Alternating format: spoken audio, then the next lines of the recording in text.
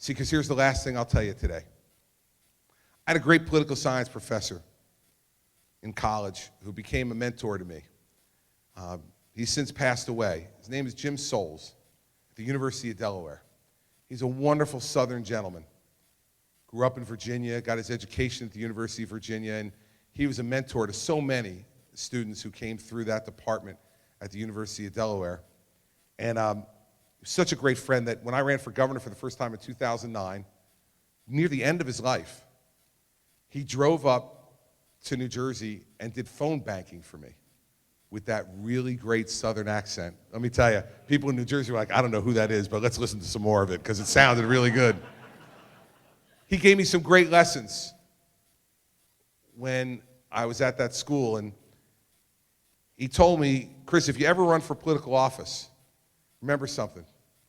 The most important trait in leadership is listening. Now, I was 19 years old when he told me this. I had no idea what he was talking about.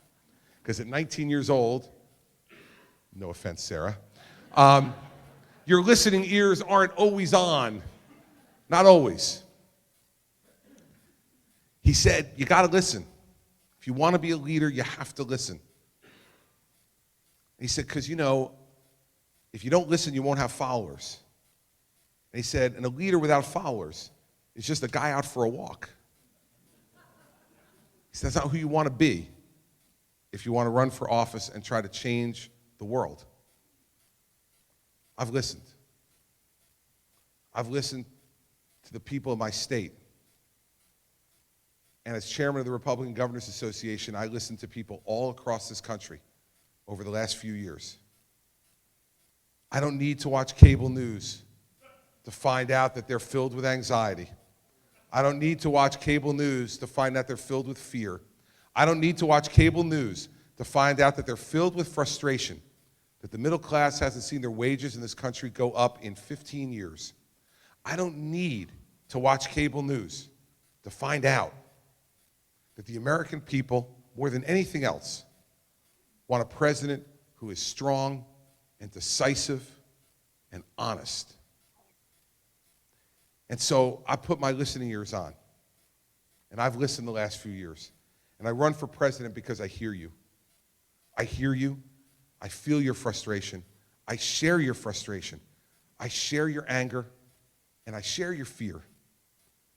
But let me tell you what I also know. That there is no greater or stronger force for good in this world than a united American people.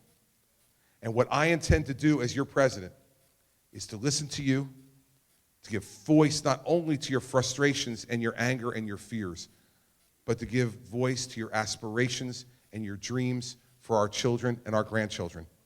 And together, if you give me your trust and your faith and your confidence, we will restore this country to the greatness that is within each and every one of us. And then we will be able to pass that torch on to our kids and say, we've done our job. Now it's your turn. That's the type of America I want to lead again. That's the type of America I know is out there from listening to all of you. And if we work hard together for the next 6 weeks, that journey back to American faith and trust and confidence will start right here in the state of New Hampshire. Thank you all very much.